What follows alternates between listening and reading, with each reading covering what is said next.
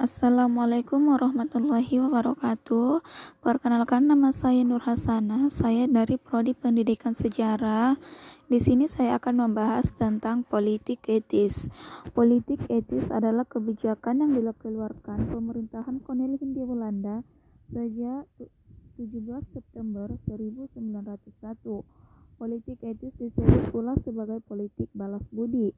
Politik etis mengawali sejarah dimulainya era pergerakan nasional di Indonesia pada zaman penjajahan Belanda. Politik etis bermula dari kebijakan tanam paksa tahun 1830.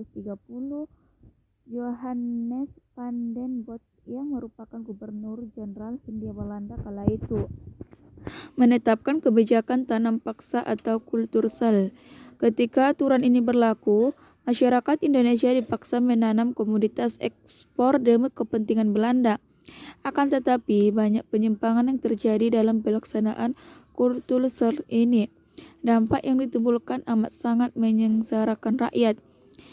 Tujuan dan tokoh politik etis mulai muncul kritikan dan kecaman atas pelaksanaan tanam paksa, bahkan dari kalangan orang Belanda sendiri. Meskipun begitu, tanam paksa terlanjur menimbulkan kerugian besar bagi rakyat Indonesia, maka beberapa aktivitas dari Belanda seperti Pieter Broodschoof dan Cithaha van Deventer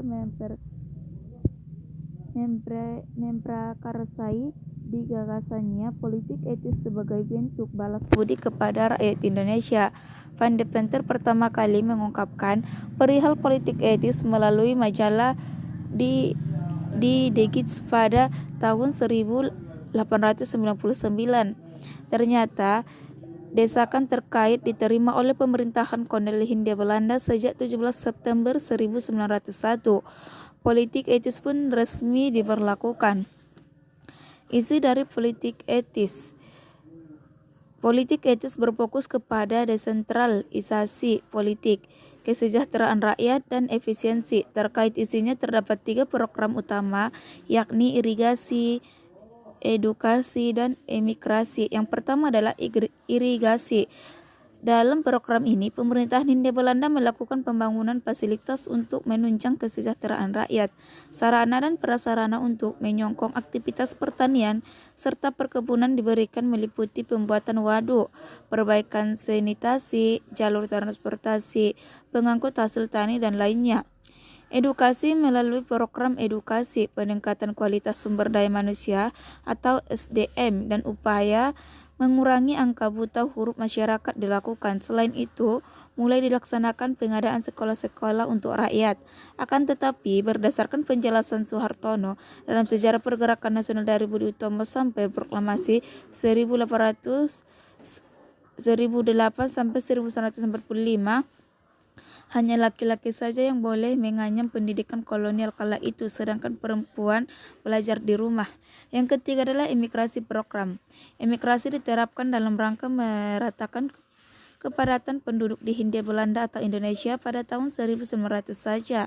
Jawa dan Madura telah dihuni oleh 14 juta jiwa melalui kebijakan yang aktif mulai tahun 1901. Ini didirikan pemukiman-pemukiman baru di Sumatera yang disediakan untuk tempat perpindahan rakyat dari wilayah padat penduduk. Dampak dari politik etis bagi bangsa Indonesia. Yang pertama, dampak negatif. Dalam program irigasi, upaya pengairan yang ditunjukkan untuk aktivitas pertanian tidak berjalan mulus.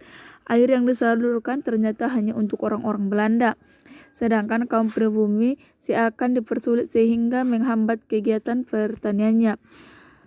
Berikut, dalam program edukasi, pemerintahan kolonial Hindia Belanda ternyata punya niatan buruk.